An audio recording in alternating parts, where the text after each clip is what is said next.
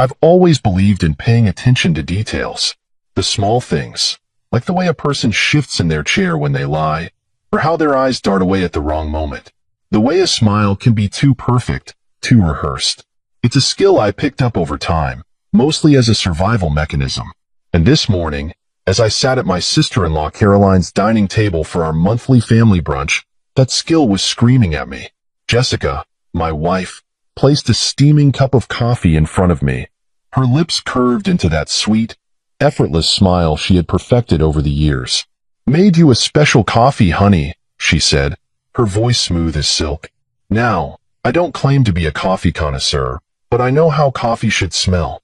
I know the deep, earthy aroma, the rich bitterness that fills the air before you even take a sip.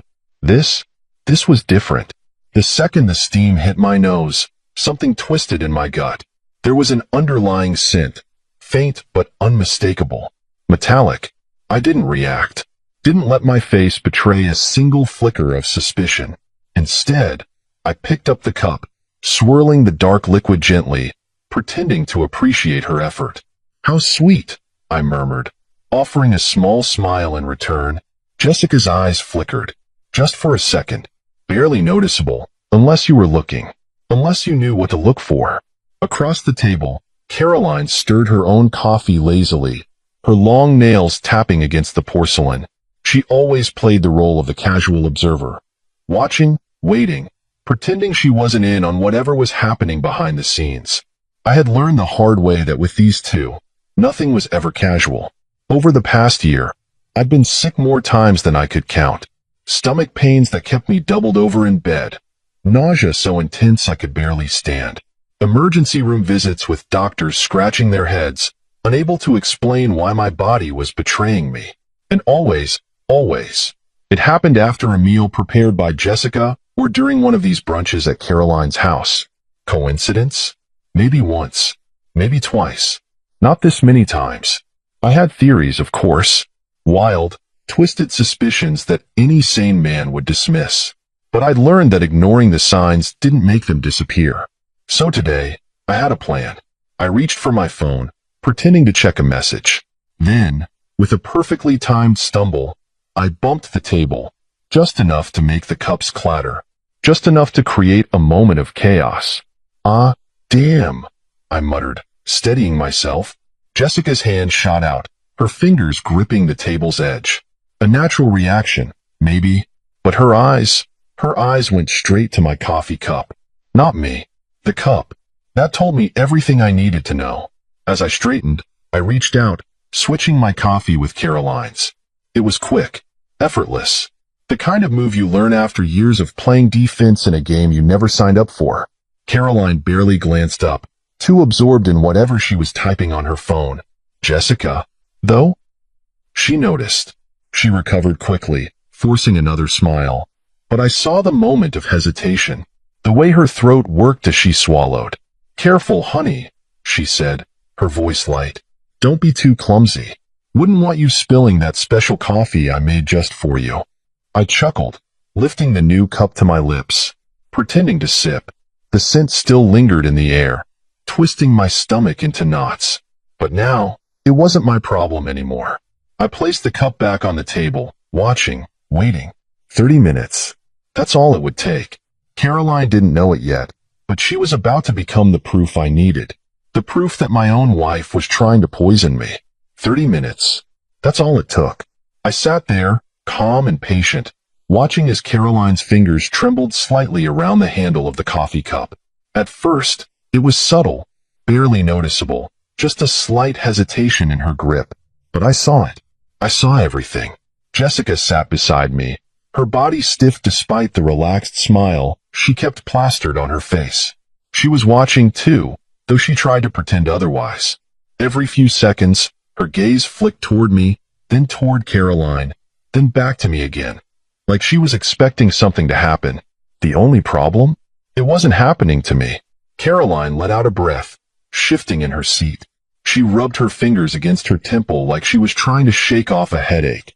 "Ugh," she muttered under her breath. "I feel weird." Jessica turned her head sharply, her smile faltering for just a second.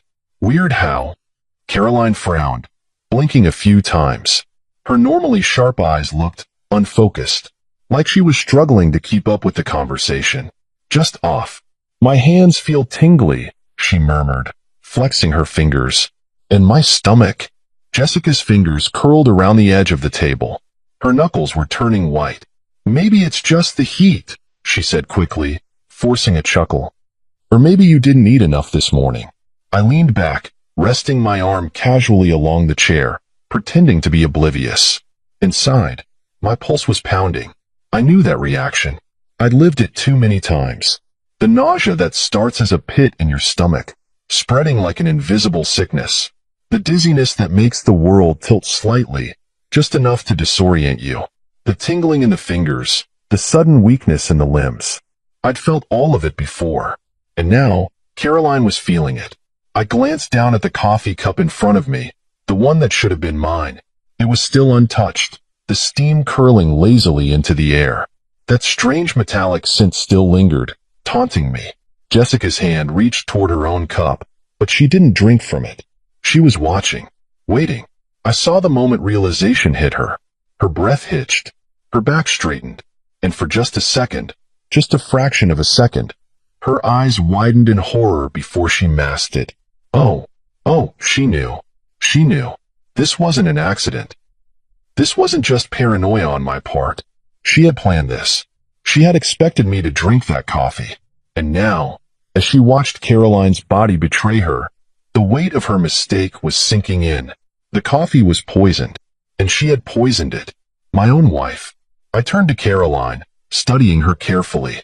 Her breathing had quickened slightly, and her fingers were now gripping the table as if to steady herself. Her usually sharp tongue had been replaced by sluggish confusion. What exactly did you put in that coffee, Jess? I asked, keeping my voice light, casual. Jessica flinched. What? Caroline doesn't look too good. I gestured to her sister, who was now pressing a hand against her stomach. And it's strange, because that's exactly how I've felt. Oh, let's say the last 5 times I've had a meal at your sister's house. Jessica laughed, but it was forced, too high-pitched. Nathan, that's ridiculous. Is it? I tilted my head. Because I've been hospitalized, 3 times in the last 6 months? All with symptoms no one could explain. And now, I don't drink the coffee. But Caroline does, and suddenly, she's sick? That's quite the coincidence, don't you think? Jessica's throat bobbed as she swallowed. You're being paranoid. Caroline let out a soft groan, rubbing her forehead. Jessica. Her voice was quieter now, almost breathless. What was in that coffee? Jessica's mask cracked. It was brief, barely a flicker, but I saw it. A glimpse of something raw, something panicked. Caroline, don't be ridiculous. It's just coffee, she snapped, a little too defensively. Caroline blinked up at her, her face pale. No, I said, standing up slowly. It's not just coffee. And you know that, don't you, Jessica? Her eyes darted toward me, then toward Caroline, then back again. Trapped. I pulled my phone from my pocket, unlocking it with a quick swipe of my finger. The recording app had been running since the moment she set that cup in front of me. See, here's what's going to happen, I said evenly, my voice carrying across the table. I'm going to call an ambulance. Caroline is going to get the medical attention she needs. And then, I'm going to make sure they run a full toxicology screen. Jessica's hands clenched into fists. You're blowing this out of proportion, she hissed. Am I? I raised a brow. Then why do you look like you just saw a ghost? She didn't answer. Caroline exhaled shakily. Jessica. Her voice trembled, her fingers pressing against her chest. Tell me the truth. Did you put something in that coffee? Jessica's lips parted, but no words came out. She didn't need to say it. Her silence was the answer. I pressed the call button. 911. What's your emergency? Yes, I said, my voice steady. I need an ambulance at 1207 Willow Creek Drive. My sister-in-law appears to be having a severe reaction to something in her coffee. Jessica's breath hitched. She had lost control of the situation. And now? Now, it was my turn to see how far this would go. The moment I hung up with 911, The air in the dining room grew suffocatingly thick. Jessica's face had lost all its color. Her fingers clenched into trembling fists at her sides. Caroline groaned, her forehead damp with sweat, gripping the edge of the table like she was trying to anchor herself to reality. I watched Jessica carefully. She was too quiet, not rushing to Caroline's side, not trying to comfort her, not showing the panic of a loving sister watching her sibling suffer. No, she was calculating. Her mind was working overtime, trying to figure out how to talk her way out of this. I wasn't going to give her the chance. You were never expecting me to make this call, were you? I said, my voice calm but firm. You thought I'd be the one slumped over this table, too dizzy to think, too weak to fight back. Jessica flinched, her lips pressing into a tight line. You're being ridiculous, she muttered, but her voice lacked conviction. This is just, Caroline probably just has a low tolerance for caffeine. I let out a humorless laugh. Right, because caffeine poisoning looks exactly like the symptoms I had last month. And the month before that. And the month before that. Jessica's nostrils flared. Nathan, stop it. I took a slow step toward her, lowering my voice. No, you stop it. No more gaslighting. No more brushing things off. I know what's been happening to me. And now, so does she. I gestured toward Caroline, who was now visibly shaking. And guess what, Jessica? You made a mistake today. You tried to poison me again. And now, the wrong person drank it. So tell me, what was in that coffee? Jessica's eyes darted toward the front door, as if she was considering bolting. That's when Caroline, her breath coming in sharp gasps, spoke. Jess, what did you do? Jessica whipped her head toward her sister, her panic morphing into something sharper, something almost desperate. Nothing. I didn't do anything, she snapped. Then why do you look so scared? I asked, tilting my head. You should be worried about Caroline right now, right? But you're not. You're worried about something else. Jessica turned to me, her eyes dark and frantic. Nathan, just think for a second. Why would I ever try to hurt you? I took another step forward. That's the question, isn't it? Caroline let out a shaky breath, her fingers curling weakly against the table. Oh my God, she whispered, realization dawning on her face. The board meeting. Jessica froze. And there it was, the crack in her armor. I felt something cold settle in my chest. I had suspected, but now, I knew. Caroline's voice was weak, but her words cut through the tension like a blade. That's why, isn't it? That's why you've been doing this to Nathan. She lifted her head, eyes glassy but filled with betrayal. You wanted him out of the way. Jessica clenched her jaw. You don't know what you're talking about. Caroline let out a bitter, rasping chuckle. Oh, I think I do. She turned to me, eyes flickering with something I hadn't expected. Guilt. Nathan, I should have seen it. I should have known. I frowned. Known what? She swallowed hard. Jessica's been after your position at work for months. I exhaled slowly, my fingers curling into fists. Of course. The Henderson account. The biggest client of the year. The contract that had the potential to change everything. And I was leading the pitch. Jessica worked at the same firm, but she'd been struggling to land major accounts. She was good at what she did, but she didn't have the reputation I had built over the years. And Henderson? They had requested me personally. She must have seen it as a threat. She must have thought I was in her way. Caroline's voice was thick with regret. She kept saying how unfair it was that you were stealing opportunities from her. How she was the one who deserved to be handling the firm's biggest clients. She let out a breathless, humorless laugh. I thought it was just talk. I didn't know she'd actually. Her voice broke off with a pained shudder. Jessica's hands were trembling now. It wasn't supposed to be like this, she whispered. I stared at her. What wasn't supposed to be like this? She looked up at me, something raw and desperate in her eyes. You weren't supposed to figure it out. A cold, empty silence stretched between us. You were just supposed to miss the meeting, she admitted, voice barely above a whisper. Just one meeting. Just one.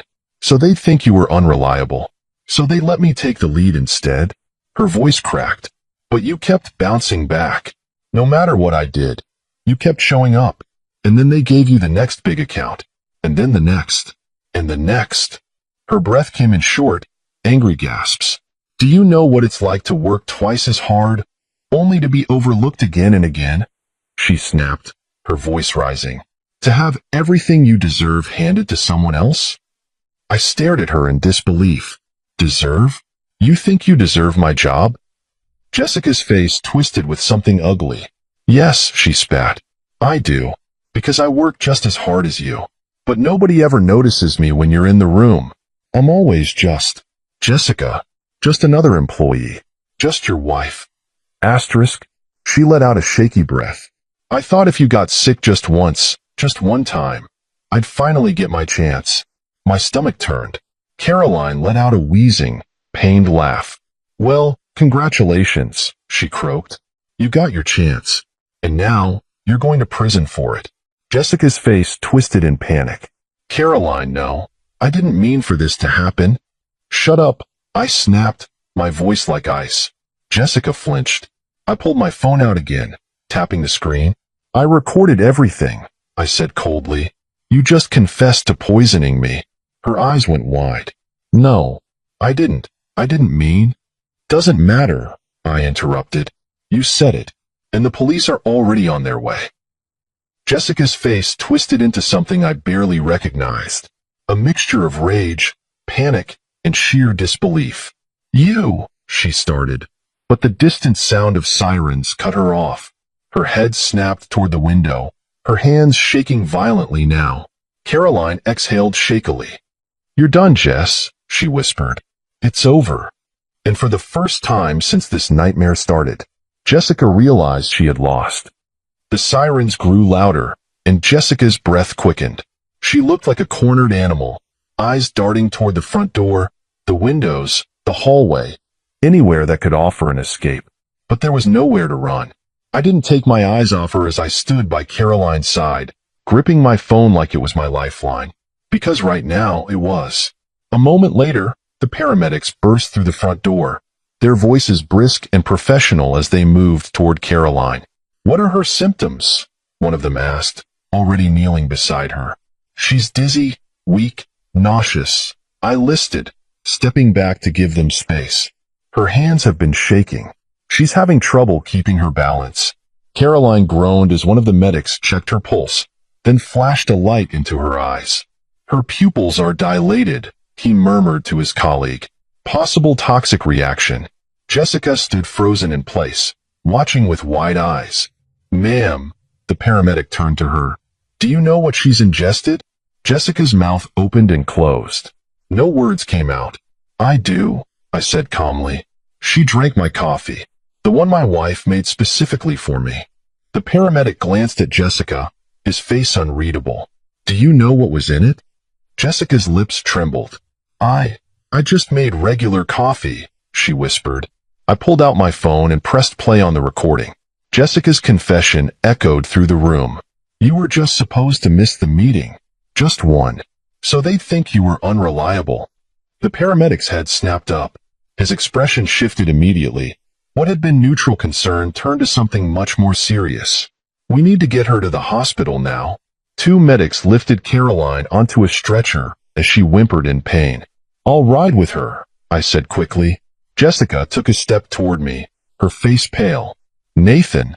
I turned on my heel and walked away, leaving her standing there as the police car pulled into the driveway. The ride to the hospital was tense.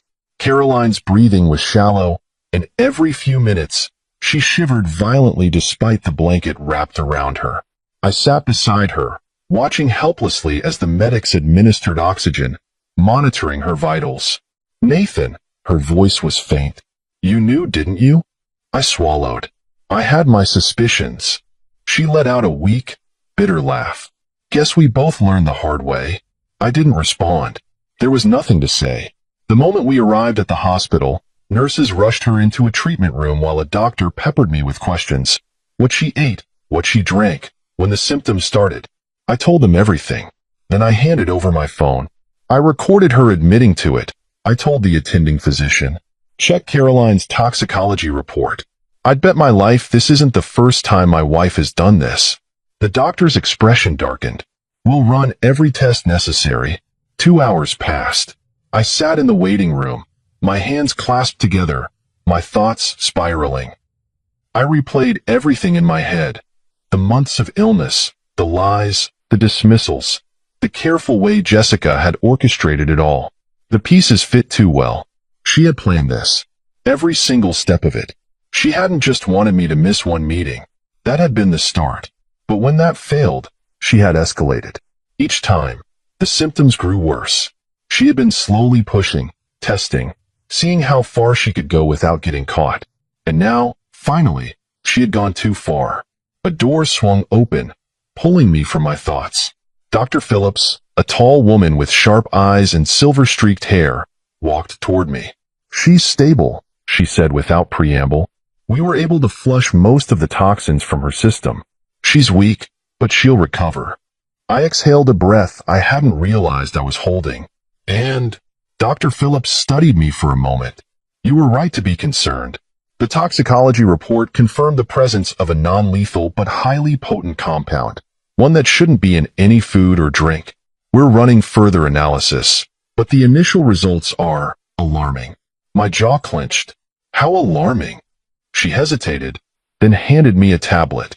The screen showed a list of chemical compounds, medical terms I barely understood, except for one word. "Rodenticide?"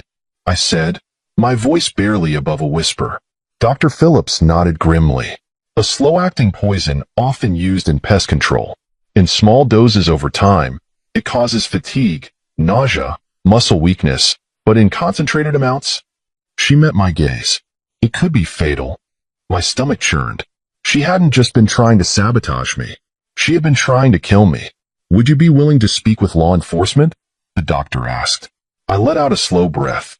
I already have evidence, and I'm not stopping until she pays for what she's done. Dr. Phillips nodded, as if she had expected nothing less. Just then, a voice broke through the hospital's quiet hum. "Nathan." I turned, and there she was, Jessica, standing at the entrance of the waiting room, her hair slightly disheveled, her breathing uneven. 2 uniformed police officers flanked her, their hands resting on their holsters. "Don't say a word," one of them instructed. Jessica's eyes locked onto mine, filled with something I couldn't quite decipher. Fear? Desperation? Remorse? "I didn't mean to," she whispered. My blood ran cold. The officer nearest to her stepped forward. "Nathan Bennett, we'll need a formal statement from you." I stood up, leveling my gaze at my wife. The woman I had once trusted. The woman who had loved me, or at least pretended to. "Don't worry," I said, voice steady. "I'm ready to talk." Jessica's lips parted, as if she wanted to plead, beg, but she knew. She had already lost. The officer turned to her. "Jessica Bennett, you're under arrest for attempted poisoning, reckless endangerment, and conspiracy to commit harm." The words echoed through the hallway. Jessica inhaled sharply. "Nathan." I held up a hand. "Don't. Just don't." Her face crumbled. I turned away from her as the officers led her down the hall, their footsteps heavy against the tile floor. Dr. Phillips placed a hand on my shoulder. "This isn't over yet," she murmured. I nodded. No, it wasn't over. But for the first time in a long time, I wasn't the one at risk. Jessica was. And she was going to pay for what she had done. The hospital's fluorescent lights buzzed faintly above me as I walked into the small, sterile interrogation room. The walls were painted a dull beige, the air heavy with an unsettling stillness. Across the metal table, Jessica sat, her wrists handcuffed, her posture stiff. She looked different. Not just physically, though the stress of the last few hours had certainly taken its toll. Her hair was messier than I'd ever seen it, her eyes rimmed with exhaustion. But it was something deeper. For the first time in our marriage, she looked small. Jessica had always been calculated, always controlled.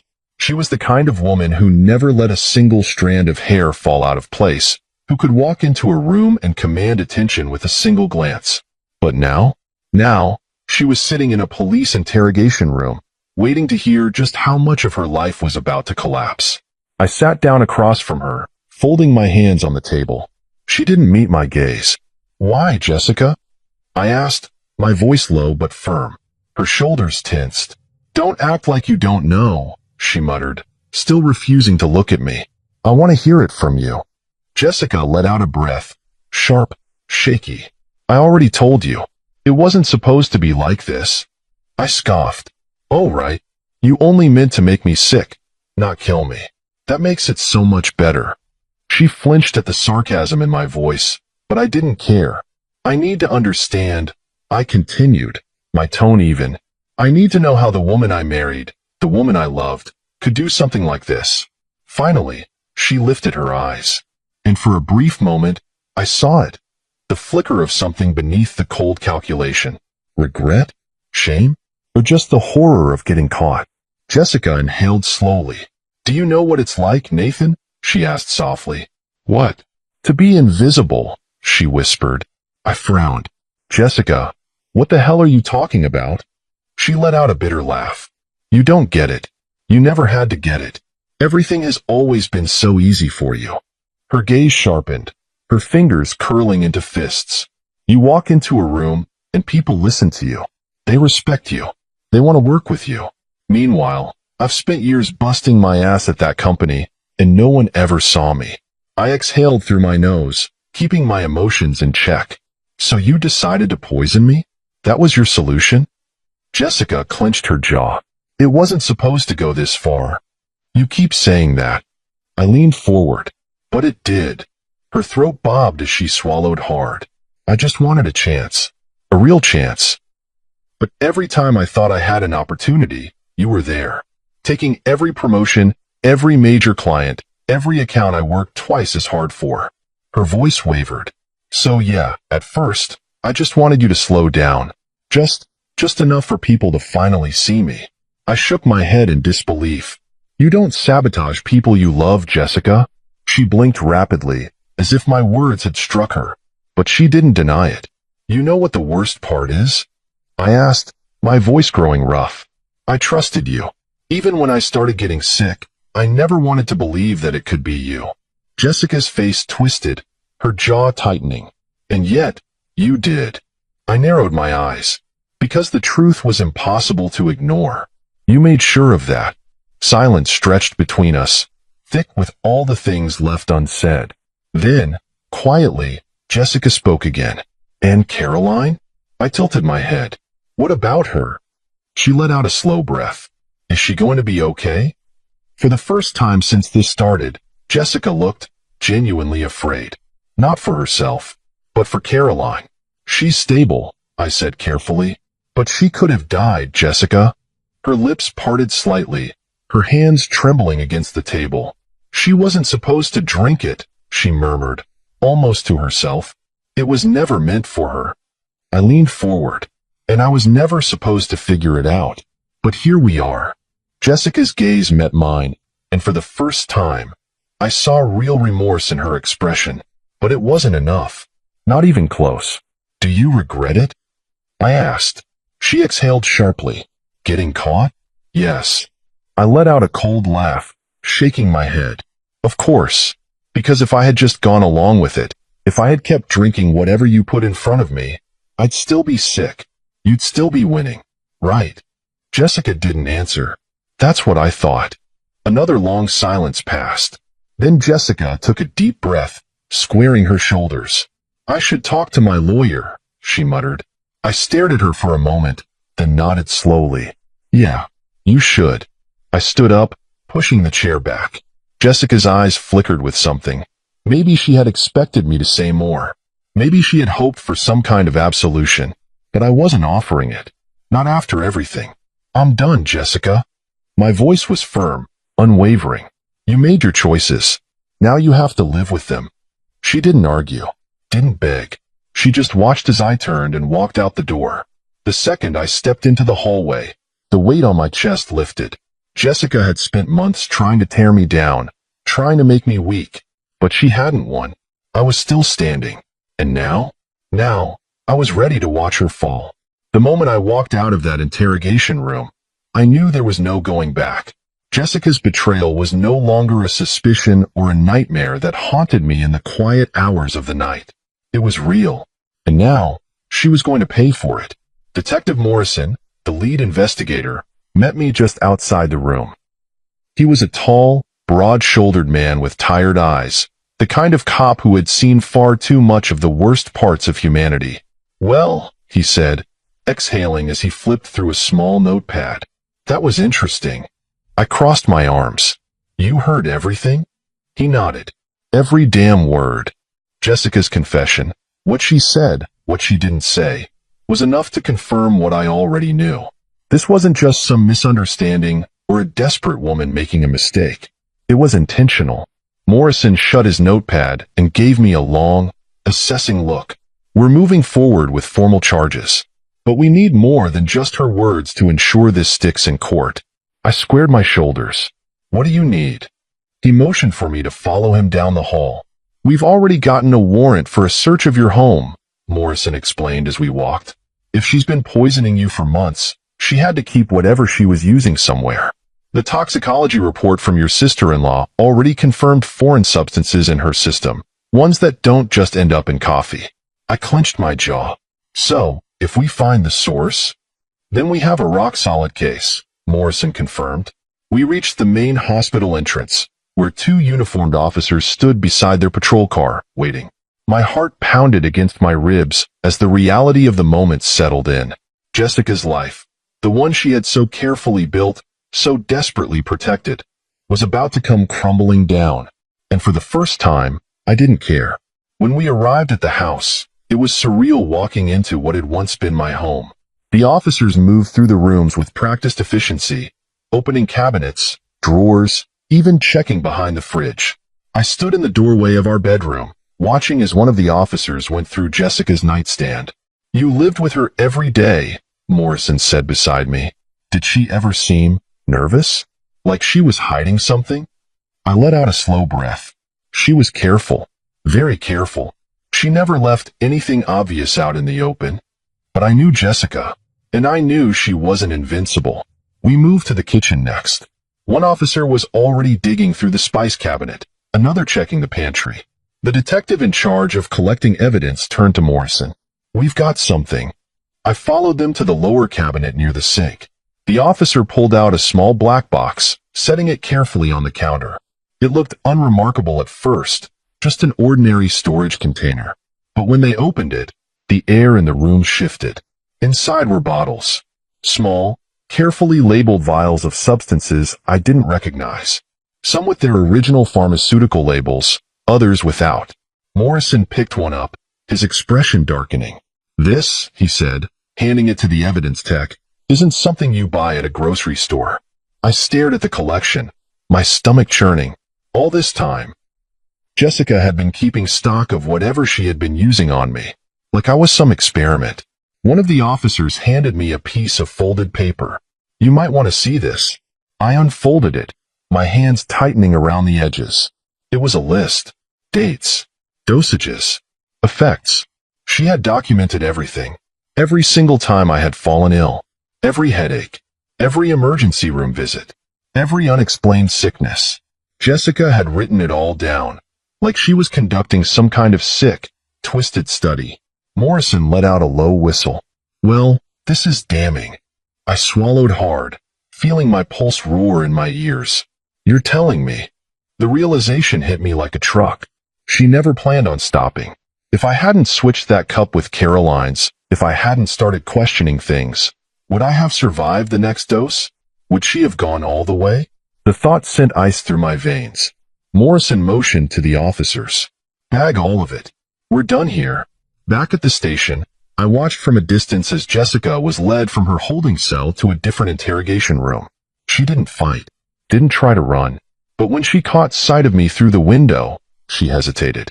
For just a moment, I saw something flicker in her eyes. Regret? Or just fear of what happens next? Detective Morrison gestured for me to step inside the observation room. From here, I could see and hear everything, but Jessica couldn't see me anymore. He sat across from her, setting the black box on the table with a thud. Jessica's entire body tensed. Morrison leaned forward. "You recognize this, don't you?" She didn't answer. "You kept records," he continued, tapping the sheet of paper I had read earlier. You documented every time you poisoned your husband. The amounts, the effects, even how much stronger you needed to make it each time. Jessica's jaw tightened. Morrison tilted his head. Tell me, Jessica, was there ever going to be a point where you stopped? Or was Nathan just a problem you were planning to permanently remove? She inhaled sharply, but again, she didn't deny it. Morrison sat back, shaking his head. Here's the deal. You're facing multiple charges, and trust me, none of them are going away. The evidence speaks for itself. He gestured to the vials. These chemicals don't just end up in someone's coffee by accident. Jessica's hands trembled slightly in her cuffs. I didn't. I wasn't trying to. Save it, Morrison cut in. The only thing left for you to decide is whether you want to fight this in court or cooperate. Jessica's face twisted, her breath uneven. Morrison didn't press her. He didn't need to, because we both knew the truth now. There was no coming back from this. Jessica had destroyed her life with her own hands. And as much as part of me wanted to feel sorry for her, I just couldn't. This was justice. The courtroom was silent as the judge entered, his expression unreadable. I sat in the front row, my hands clenched together, watching as Jessica was led inside. She looked different from the woman I had married. Smaller, weaker, as if the weight of her crimes had finally settled on her shoulders. She didn't look at me. Not once. The trial had been long, grueling, and painfully public. The media had gotten hold of the story early on. A successful businessman poisoned by his own wife in a slow, methodical attempt to destroy his career. The details were too sensational for them to ignore. Jessica's defense team had tried everything. They painted her as a woman driven to desperation, overshadowed by her husband's success, pressured by a competitive industry. They argued that she hadn't meant to cause permanent harm, only to level the playing field. But the evidence was overwhelming. The prosecution had laid it all out, piece by piece. 1. The toxicology reports. The substances found in Caroline's system were traced directly to the vials recovered from our home.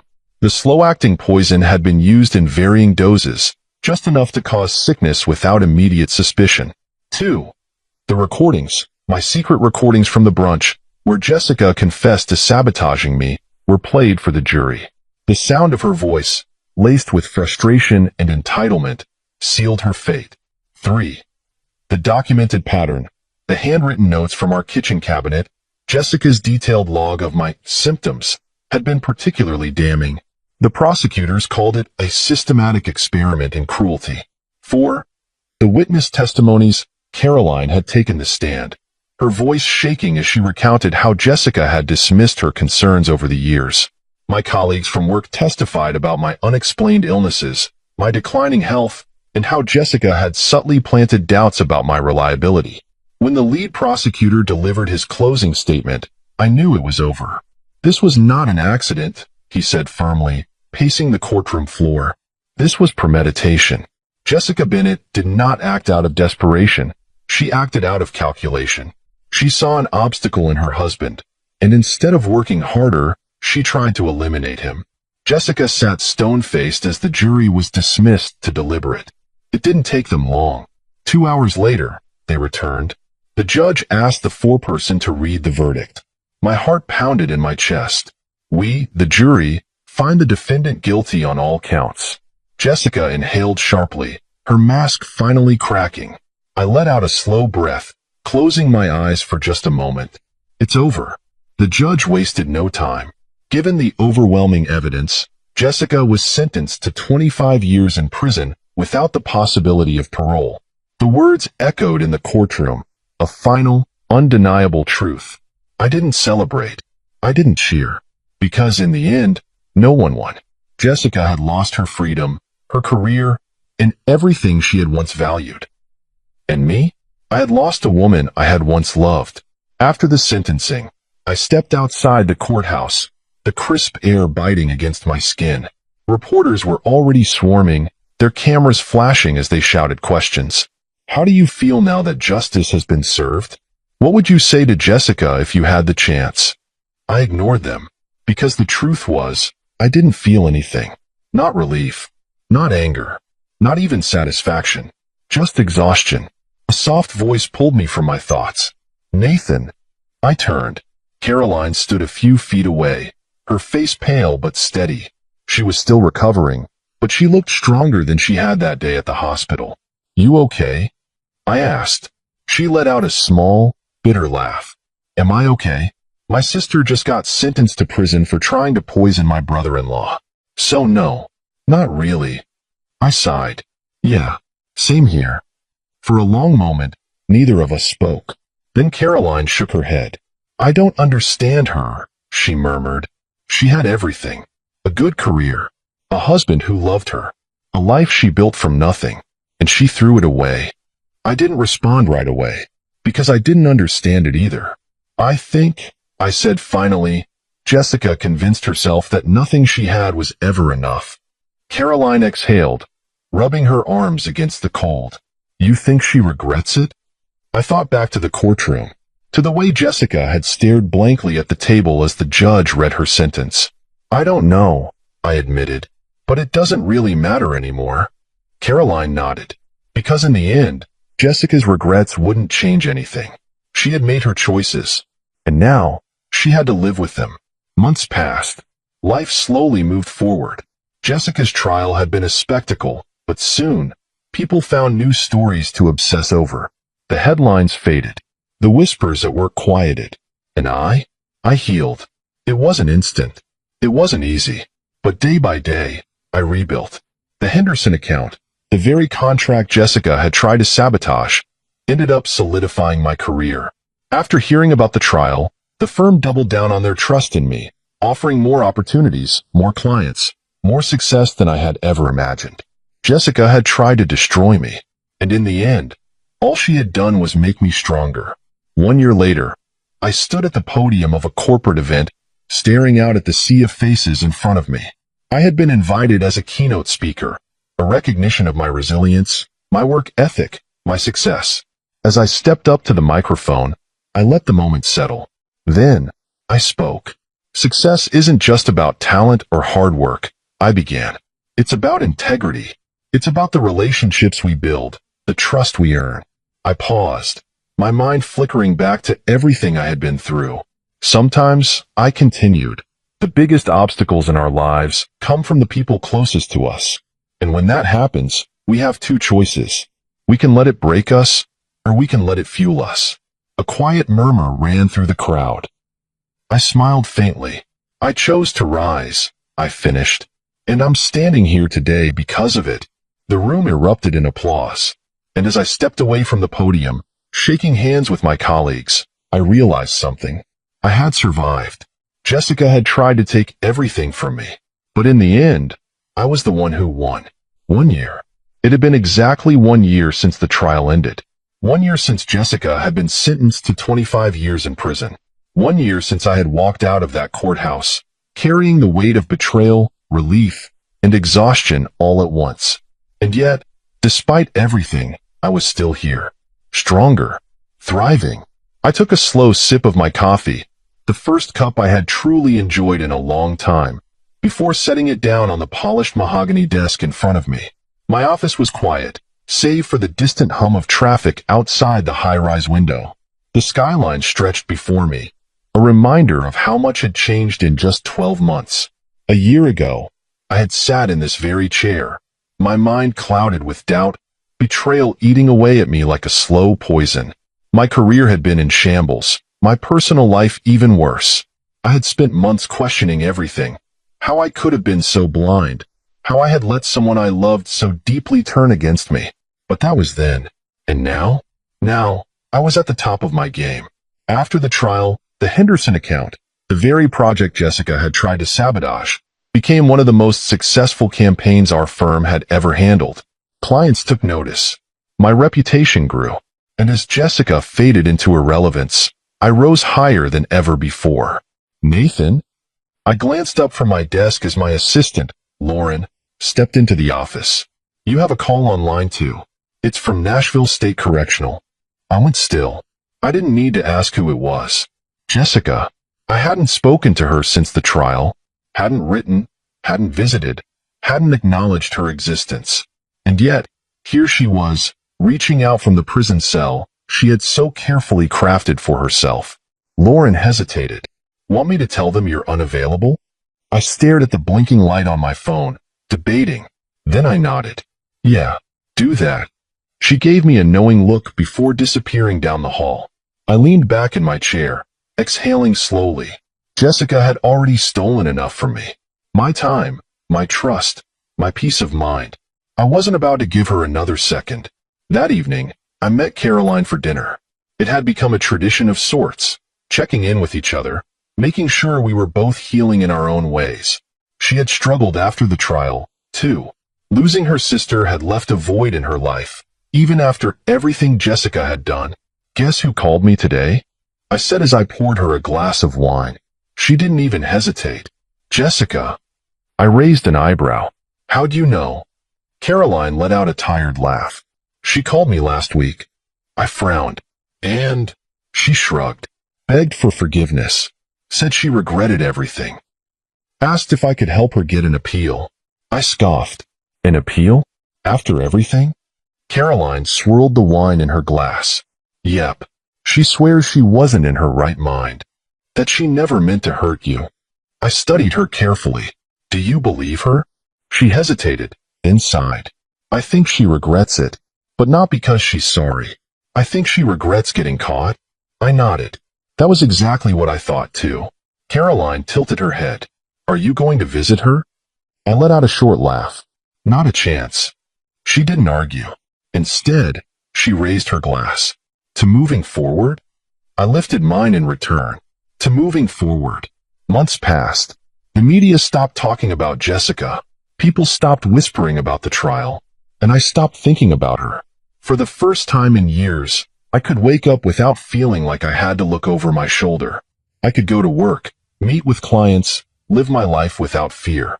One afternoon, as I prepared for yet another high-profile pitch, my phone buzzed with an email notification. I almost ignored it until I saw the subject line. Henderson account, contract renewal. I opened it immediately, scanning the message. They were extending their contract for another 3 years. I sat back in my chair, a slow smile spreading across my face. Jessica had tried to take everything from me, and yet, despite all her efforts, I was still winning. That weekend, I took a trip out to the lake. I hadn't been back since before everything happened, but standing there, watching the water ripple under the afternoon sun, I felt a sense of peace I hadn't felt in a long time. I pulled out my phone and scrolled through my saved messages. Then, with a deep breath, I deleted every single one of Jessica's texts. The ones where she had played the doting wife. The ones where she had pretended to care. The ones where she had sent passive-aggressive remarks about my career, my success, my future. One by one, I erased them. And with each deleted message, I felt lighter, freer. Jessica's name no longer held weight over me. Her choices, her betrayal, her downfall. It was hers to carry now, not mine. And as I walked back to my car, taking one last look at the lake, I smiled. Not because I had one, not because she had lost, but because, after everything, I had finally found what she never could. Peace.